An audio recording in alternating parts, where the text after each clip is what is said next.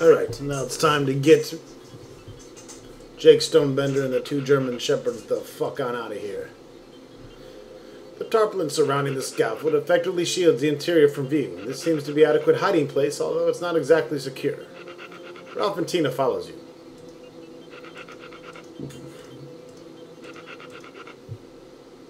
Ralph, Yeah? stay here while I look around a bit.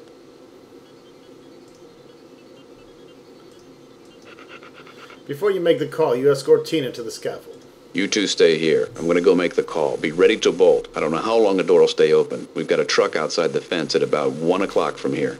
Joe should be ready. There's a large scaffold right on the other side of the door. When the door starts to open, if it opens outward, it's going to knock that scaffold right over. Hang back. Don't start to run till the scaffold falls down, okay? One more thing. There's a hole in the fence, but be careful. It's an electrified fence.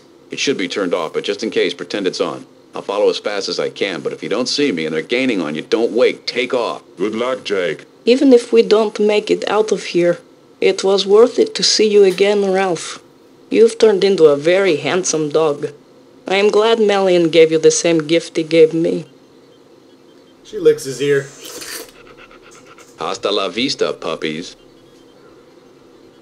You pick up the phone and dial 512. The guard asks you for the password, which is on the slip of paper we found earlier in the desk. And the second part of the password is moan. Heck yeah, that's the one. What's up? This is Sergeant... You glance at your name tag. This is Sergeant Kirkland. We're conducting an ejac drill, and I need to test a couple of systems. Yes, sir. Whatever you say, sir. Turn off your backup systems. Through the receiver, you hear a snap as the guard toggles what he thinks is the backup system switch. But because of the switch you made earlier, he's actually unlocking the main door. To your right, there's a brief, deep bass hum as the lock turns off. Your stomach knots as you realize how close you are to having to run for your life. Sir, backup systems are off now. Good. Now try unlocking your panel and hit the main door button. Sir, the door is currently unlocked. The main door button will open it and knock down the scaffold, sir. Who exactly am I talking to? Private Jensen, sir. Jensen, huh? Private Jensen? Well, this is Sergeant Kirkland. Got that? How would you like to stay a private for the next 30 years? Yes, sir. I mean, no, sir. Good. Then do as I told you. Just be sure to toggle the main door lock on first. That'll prevent the door from opening. You hear the click of another switch being thrown. In reality, the guard is merely turning on the backup systems, which aren't being used because the main systems are still apparently operating normally. Lock on, sir. We're all set. Shall I try the main door button? Adrenaline courses through your veins. Everything comes sharply into focus and the air feels unusually bracing. Yes, Private. Make it so. You hear him unlock the panel. He seems to be working in slow motion. Now, sir? Now. You hear a soft click as the guard depresses the button. Nothing happens. Your heart leaps into your mouth. Sir? You have no idea what to say to him. Then, with a low rumble, the front door begins to open outward. The guard on the phone gives a satisfying shriek. Pandemonium breaks out. The outside scaffold falls with a crash. You pray the dogs listened and waited before running. You suddenly realize you're waiting around for nothing. You start with a fast walk, progress to a jog, and finally go into an all-out run. Most people are milling around the entrance, not sure what to make of the door's unannounced opening or the fallen scaffold. You run through the crowd and keep going. Somebody behind you shouts as you run and tear off the hat and jacket and throw them over your shoulder. Then you spot the dogs. Black shadows running in high speed toward the hole in the fence. You can see the headlights of the truck beyond, bouncing slowly, approaching the hole. Joe must have been watching for the front door to open. Paso, Stonebender. Don't use my name. The shouts behind you increase in volume, but you've got a good head start. Shortly after the dogs leap through the hole, they bound up the back of the truck. They turn and watch as you draw nearer. Joe throws the truck in reverse and does a perfect backwards one-point turn and throws the passenger side door open for you. You pick your way through the hole in the fence and dive into the truck. Joe flows it. Legs pelted as the truck wheels kick up stones and dirt. Hang on! The dogs are thrown against the back as the truck takes off, and you have to grab into the seat to keep from flying out the door. As the truck races down the road, you pull yourself into the cab, reach out and shut the door. Ralph and Tina start to bark in victory as the mountain recedes into blackness. Joe burns rubber all the way to Westchester, then slows down when you all agree you've gotten away without being followed. For a nicer drive back to Callahan's, Joe takes the pretty, wooded Northern State Parkway. By the time you get back, it's almost midnight. The party is in full swing. As the four of you pile out of the car, Ralph speaks up. Pardon me, but have I said thank you to anyone yet? Thank you, Jake. Thank you, Joe. You're welcome, Ralph. And thank you, Joe. You're welcome, Ralph and Jake. Thank you, Jake. You're welcome, Joe. Thank you all. You're welcome, Tina. You're welcome. You're welcome. You walk into Callahan's and miss the chorus of cheers. A half hour later, you finish telling everyone the story of how you and Joe sprang Ralph and Tina from Mount Weather. You know how they say military intelligence is an oxymoron?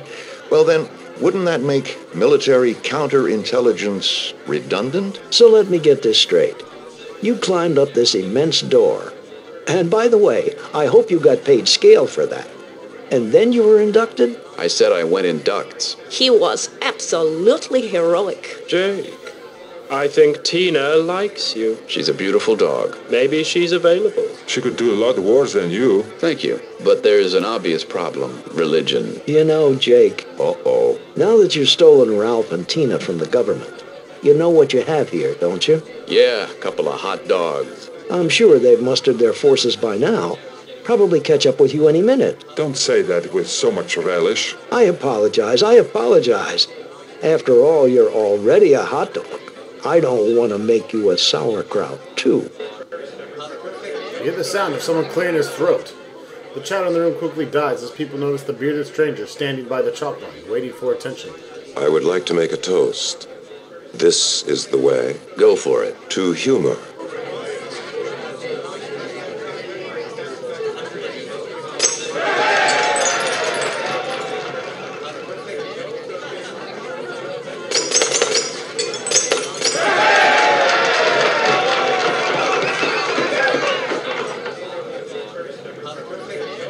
I can go on? The floor is still yours. Ah, good.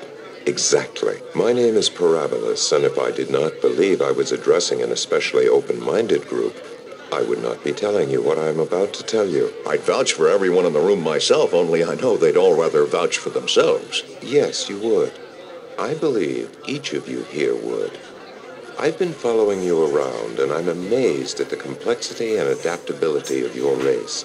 Your capacity for friendship, your capacity for self-sacrifice. Unheard of. Me personally? You've been following me? Yes, you. All your little sojourns this evening, to the other places and times. I belong to an organization of beings that is outside of what you take to be the universe. In fact, I don't wish to brag, but Raymond has always been one of my most interesting universes, and I had very high hopes for it. Very high. Who's Raymond? I'm sorry, that's you. Your universe, this universe. Raymond is its name. In our language, roughly translated, it means big mistake. What do you mean you had high hopes for me? It's clear what that means. This project is due for termination. I'm sorry. I'm very sorry. What are you saying? He's saying they're getting rid of us, if you believe it. It's nothing personal. It's a damn budget decision is what it is. But I'm thinking that humor might be what I need to convince the board that this universe is latched onto something of infinitely redeeming value. And that could save it. You mean, tell them a joke? No. That's not how it works. See, there are several of us, each maintaining a number of universes. Each universe is created with, well, your closest analogy would be a computer program, I suppose. We assign vast, unique combination of traits to each universe, seeding it with the raw materials necessary to foster some sort of development. Or that's the idea, at any rate. Now, wherever life develops in some form, new traits are constantly developed at a staggering pace. Once in a great while, one of these traits will emerge as valuable enough to disseminate elsewhere, to perpetuate it in other universes, perhaps even to make it a part of the plane of existence we inhabit. I have never seen humor before. I would never have imagined it could display such a multiplicity of purposes. You simultaneously amuse and torment each other with it, which I still do not understand. Its efficacy as a painkiller is phenomenal. It softens negativity, and it produces laughter, a remarkable medicine that restores you both spiritually and physically in very subtle ways. Your humor, your concept of friendship, you have a lot of potential saving graces. You must be presented to the board. Of course, that will mean getting you out of this universe and... okay. I got it. He directs his gaze at you. Meet me in my office. And everybody, the next round is on me. Parabolus? He's gone. But look at what he left. Mike indicates a bottle now sitting on the bar. A bottle that definitely wasn't there before. He also picks up a crystal shot glass. Everyone in the bar seems to have one now, including you. This would be quite a souvenir if it weren't faded at the fireplace. It's your New York State driver's license. Now you're official. This was once your favorite photo of Barbara and Jessica. But nowadays you can hardly look at it.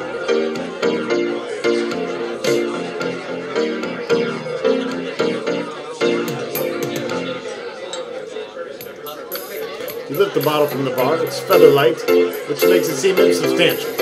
But weight aside, it feels like a cool, thick glass. The contents slosh around in slow motion, but quite lava lamp slow. But definitely ocean in a bottle slow.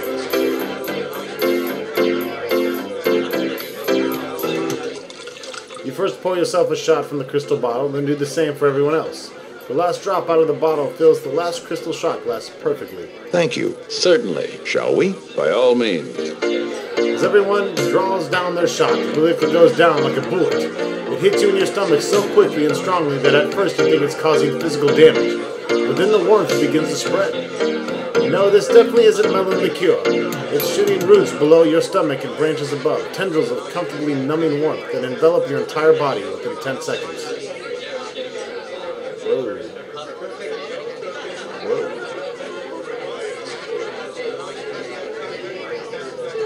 Shika bang bang balam bam ba down.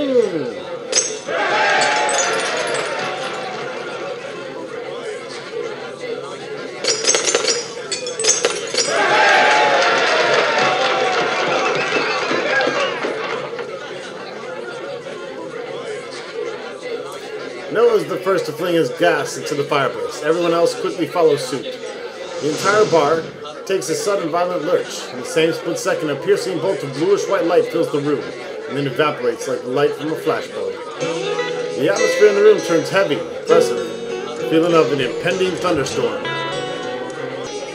Playing my guitar, if you want my situation. It's music time, folks. My time, man. Catching everything I can. Want my reputation. I'm just marking time. I got the need. What the hell was that? Everybody all right? Moving very slightly, I can feel the bar rocking. So, we all going? Where? Out. There, wherever we're supposed to go. You believe that guy? I do now. I do too. Me too. That was not a figment of his imagination. And you really want to go out there? Yeah. I mean, why not? I can't believe where I've been tonight. So what's one more hike, just because this one is as implausible as all the others put together? I want you to know that I take that implausible crack personally. So do I. Me too. Me too. You all take crack personally? Anyway, I figure I'm hot right now, so I think I'm going to walk out that door. Anyone who wants to come with me is welcome to join me. I'll come. Why should you get all the glory? I'll come. I could use a walk. Mike, you're coming, right? But Mike just grins at you and goes back to tending the bar. Almost everyone seems in more of a party mood than ever. My destination. Tell me, mama, don't you wanna go? Well, the road is mighty long. I only got this song. If I feel the need for company, Lord, dear Lord. Is this real? Do we have any choice but to go along with it? Do you see any harm? Are you asking me? Yes. Oh, Oh, I don't think you've ever done that before. So do you have an answer? I guess I don't see any harm, but I'd be on the lookout for an ulterior motive. Singing suits me just fine, but singing just won't keep me on. Yeah? What do you think? Was he for real? Don't you? He certainly seems to have taken a liking to you, Jake. He's been following you around for days. Or for 20 minutes, depending on how you look at it. I feel like if I buy into what he's saying, that'll make it true for sure. And if I don't buy into it, maybe there's some hope that he's just blowing smoke. I'm pretty sure he's not. Look at it this way. He might be some maniac who wants to poison us all. But if that's what he wants to do, why the elaborate story of the Vanishing Act, which I have to say was pretty impressive. I mean, why not just poison us? And if I leave that bottle on the bar, I'm going to die a crazy old man because I never knew. Provided Parabolus was lying and the world's not about to come to an end. Trust your instincts, Luke. Who's Luke? Did I say Luke? I meant Jake. Right. Oblivion seems to be my destination. I said, Mama, don't you want to go? You open the door and step out into, well, you're not quite sure what or where you're stepping into. It's a familiar feeling. You and Josie are the first to walk out the door. Your rubbernecking prompts and patient catcalls from Noah, Piotr, and Alfie. Catcalls are against Ralph's religion. Awestruck, you wander into the infant landscape, living light that gives the aurora borealis, Venus and me. Parabolus has cut things just a little closer, forcing you to move single file along the fragment of parking lot that still clings to the bar. A few feet out, you turn to see Callahan set against the vast light show, flanked by a behemoth room. Jesus, where are we? If anybody wants to say, Toto, I don't think we're in Kansas anymore, I'll let them get away with it. This time only. What is this miasma? No, I don't think bronchial spasms alone could explain all this. One by one, over the course of the next 15 minutes, your motley crew reaches the top of the steps. Josie gets there ahead of everyone and mocks the rest of you just slightly. Noah is the most affected by the climb, and immediately sits at the top couple of steps. He sticks a cigarette in his mouth and lights it, all in one fluid, economical motion. His friend's concerned disapproval burns his back. Despite the vibrantly shifting sky, there's no wind to blow out his lighter, no discernible movement of air at all. The smoke Noah exhales hangs immediately in front of him, refusing to either drift or disperse, suspended like a fruit cocktail in jelly. You can sense Noah's confusion better than you can sense your own.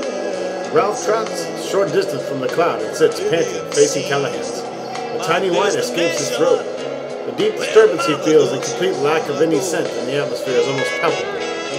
Maybe it's just the occasion mixed one-on-one with your bottomless exhaustion, but you suddenly realize you're sensing what everyone else is feeling, and that's they're all discovering the same sensation within themselves. The rise and fall of everyone breathing synchronizes. You form in your mind a comment about Sammy's septuplets, but before you can voice it, everybody hears it coming. The sensation evaporates almost instantaneously, leaving behind an equilibrium you weren't even aware was lacking. Each of you absorbed a little of all the other's most acute emotions.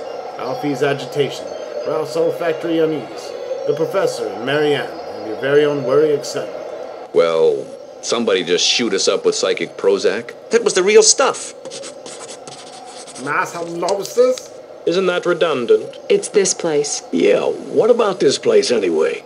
You get to your feet and explore the room. Walking from one end to the other, you come across a single corridor leading away from the center point of the facade. And we will save here at the end of the game, folks.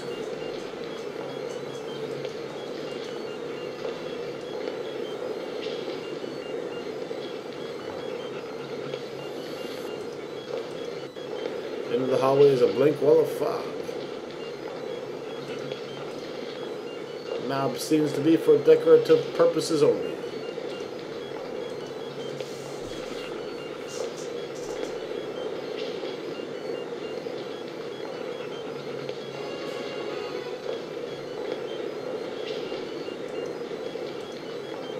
The brass on the door says toothpick. The brass says thief. Single word wand is inscribed on the What kind of names are these? I don't think they're names. Your names, what are they?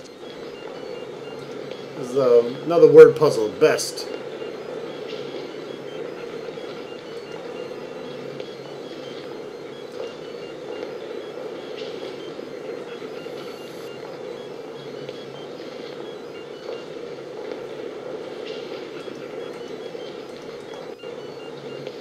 Mime. There better not be a mime. Airy. How does he expect us? We still haven't tried every... Yeah, but he could have said to his last door on the right or something. And says. You put all the words together, you have mime, other, says, toothpick, the very best one. Which if you say very quickly says, my mother says to pick the very best one. Or my mother says to pick the very best one. So we have the mime door, the airy door, the says door, one door, thief door, toothpick door, best door. And the other door. I think it's a code. Everyone turns to look at Al. Well, it's what I'd do. So knock on the mime door.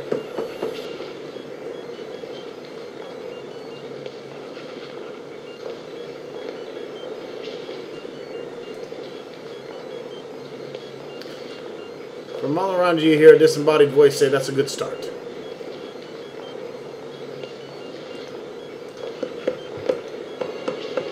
So my mother is my mother. Now I want to find the says door. And the toothpick door.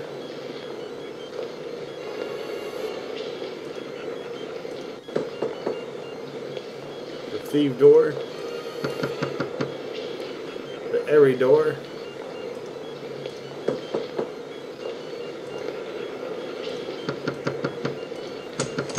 And the best door. Best one.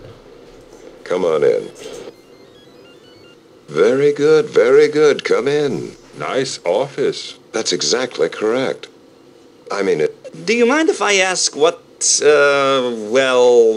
I might expect to pay if I wanted to rent, say, a small office in the area? No, this is just something I threw together because I hoped you were coming.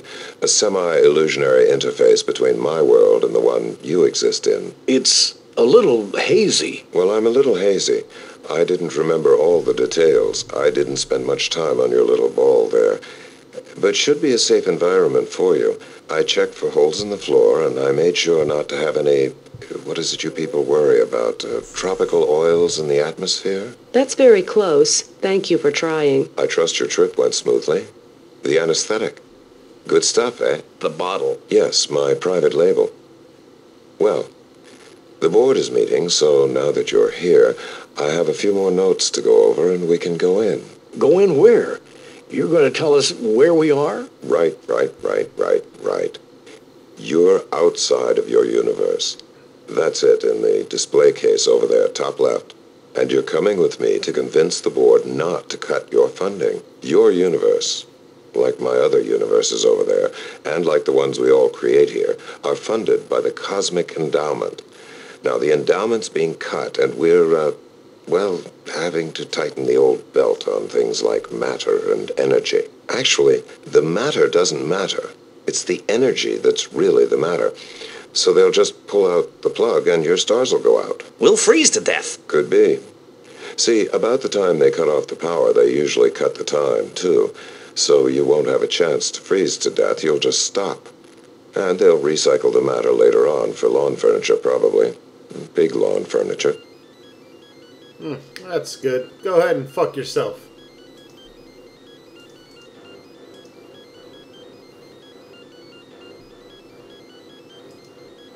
Is this the one you said was our universe? That's it exactly. I call it Raymond. Look at the craftsmanship in that universe. You know what? It's still expanding. I hold the unofficial record for keeping my universes expanding the longest. And I fixed it so that you can tell how old it is by counting the pulsars and multiplying by 47. The red universe is a small masking tape label that reads Rusty. What's causing the color of this universe? Lots of red giants? Supernovas? Is it hell? Grenadine. Is this another universe? Yes. This is Lynn. Lynn was my first universe, so it's also sort of a good luck charm for... So, that makes it your quasi-mojo. I had a little hunch back at the bar you'd say that. Is this universe contracting? Snuffy. Yup. Oh. Why? Maybe you just got out of the shower. You know what this looks like? To me, it's something quite beautiful that you couldn't comprehend. To you, unless I've missed my guess, this is a piece of what you call fine art. This is not fine art. This is an advertisement for Stetson cologne. Oh dear. I was thinking the advertisement was the girl with the nice smile. Toothpaste. Mona Lisa brand from Da Vinci. Right. No, you're a little mixed up. I'm sorry, I'll change them. It's not necessary. The Stetson ads aren't that bad. It's an interesting choice. What's the antique stock ticker for? Well, what we do here is just a little complicated for your little minds to wrap around. But I think it's closest to what you think of as the stock market. We buy and sell all the countless aspects of existence, invest them in various universes, and attempt to cultivate new aspects and new connections. The trouble is, we haven't found anything exciting for eons. No matter how we combine these aspects and cross-pollinate, the same basic themes emerge to some degree on every plane of existence. No mutant concepts, so to speak. And thus, till I found you, that is. Familiar symbol in the CPU identifies this as a do it backward 166 megahertz Pentium. Back on Earth, this is the only system that had an extra key on the keyboard for automatically dialing tech support. For those of you who don't know what the fuck you're doing. You have to be holding the ticker tape. Okay, let's look at the game here. You walk around the desk, pick up the box. It looks like a game called Sim Universe.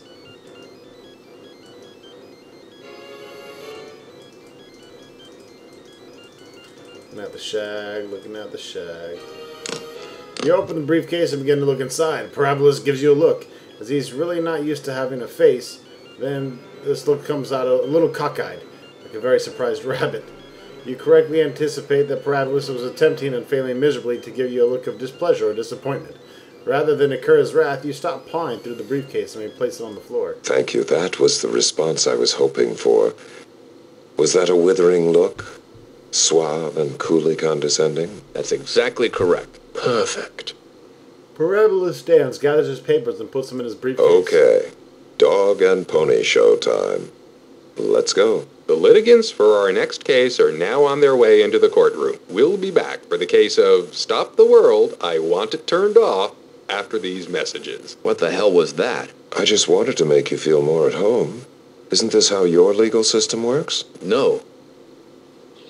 Parabolus, you brought refreshments. We can always count on you. Exhibits your authority. Is he talking about lads? Oh, I hope not. I don't think so. Seems like a long way to go to send out for snacks. Listen to them. Objection! They're like little savory puffs of organic matter with rudimentary philosophical underpinnings. You've really outdone yourself this time, Parabolus, and I thought those little things with the cool whip around the sides and the uranium in the middle were great. What were those called? Mushrooms in a cloud? Objection! All right, Gingernich is right. Let's get on with it. Snacks later. Thank you. Parabolus, Gingernich was just giving us a look at Lynn, Raymond, Rusty, and Snuffy. Are you through with your presentation, Gingernich? Almost. I want to go on record that I am personally horrified by the prospect of shutting down the Universe Generation Project.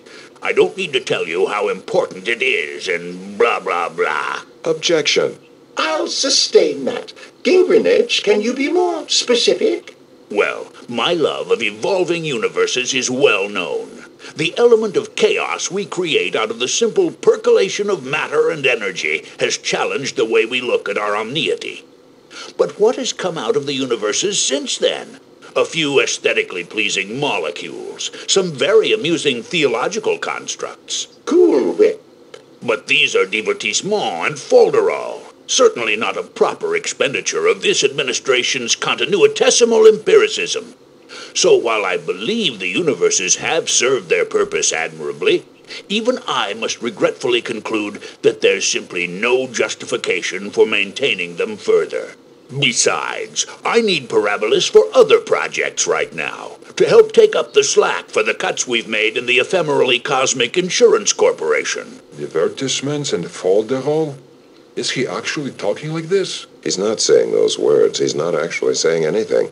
But the way you're hearing it is the essence of what he's expressing. Thank you, Gingrich. And now let's meet our other litigant. He's a lifelong immortal, he enjoys the outdoors, and his hobbies are gourmet cooking and creating the universe. Let's give a warm galactic overlord welcome to Parabolas! Thank you, Your Authority. I'll attempt to make this as brief as possible. The charge has been leveled against continuation of the Universe Generation Project, on the grounds that it no longer produces viable conceptual material. These entities are with me to help me prove otherwise. They are from Raymond, one of my more ambitious universes. This race interacts in ways which I believe are unique. For one thing, they have a concept called friendship, a rarefied condition in which two entities not only communicate, but receive a special enjoyment from the mere act of communication.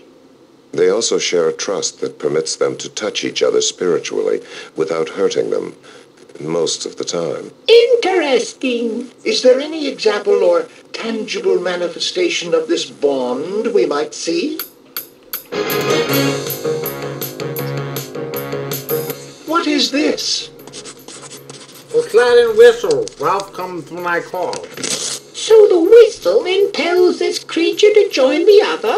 No, I don't answer because I have to, or because I'm required to, but simply because I like to. This is in no way unique.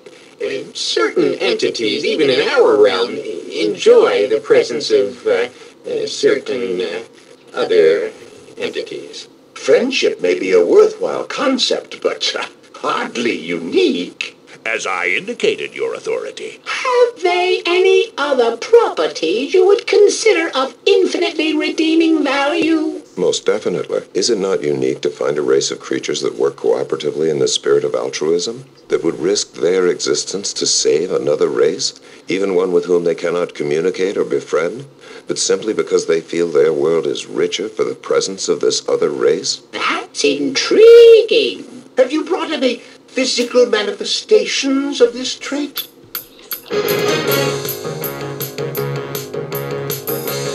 What is this? An example, Your Authority. This was created by these two entities out of the spore of a third entity with whom they can neither communicate nor befriend, but for whom they risked their lives to prevent its extinction. Objection. On what grounds? What you hold in your hand gives sensory pleasure to these creatures at the expense of the creature they saved, thus rendering their act selfish, not altruistic. In fact, altruistic acts give these creatures spiritual pleasure. It feels good for them to commit what they laughingly refer to as altruistic acts. Therefore, the acts are hardly altruistic. Always? Often enough. Mother Teresa, the shameless hedonist.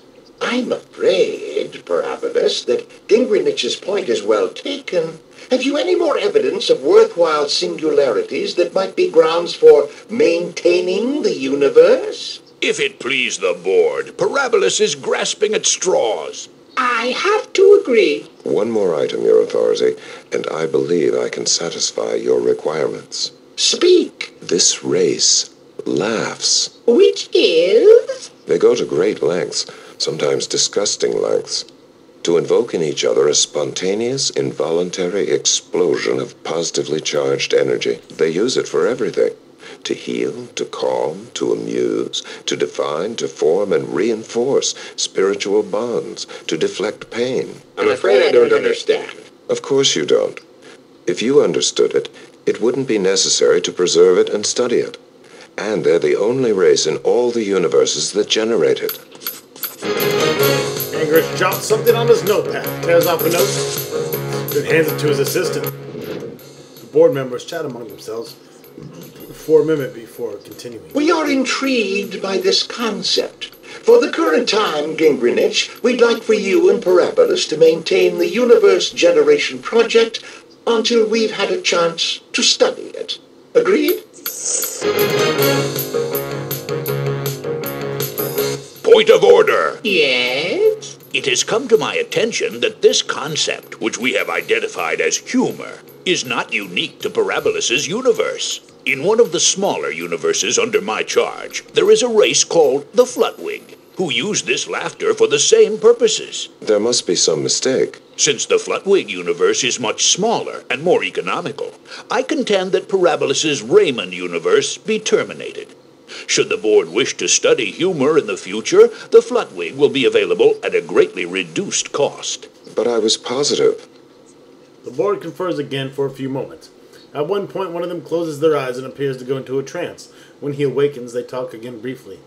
I was positive you were the only race that laughed. Only one I know of. It is true. The Flutwig are holders of humor. Dingrivich's suggestion is a wise one. The Raymond universe is hereby closed, and we will hand down decisions on Parabolus's other universes shortly. Objection. This meeting is adjourned. Parabolus' jaw shut, vanishes instantly. Gingrich smiles and vanishes as well, his aide going with him. You and your entourage begin to file out of the boardroom when you're greeted with a familiar voice. The defendants are on their way out now. Mr. Stonebender, let me ask you something. How did you feel about the judge's decision to Fuck bring the your world judge! to an end? Don't ask such stupid questions. Doug looks at you in utter horror. His lower lip begins to tremble as if he's about to cry like a little bitch, but instead he evaporates before your eyes. Parabolus was furious, wasn't he? Yes, and I don't think he's used to feeling that way. When you emerge from the mist, you find yourself standing back in the hallway, and Parabolus's door is open. We'll continue this in the final episode. Come back for it! Boom shakalaka boom shakalaka boom! Boom shakalaka boom shakalaka boom boom boom shakalaka boom shakalaka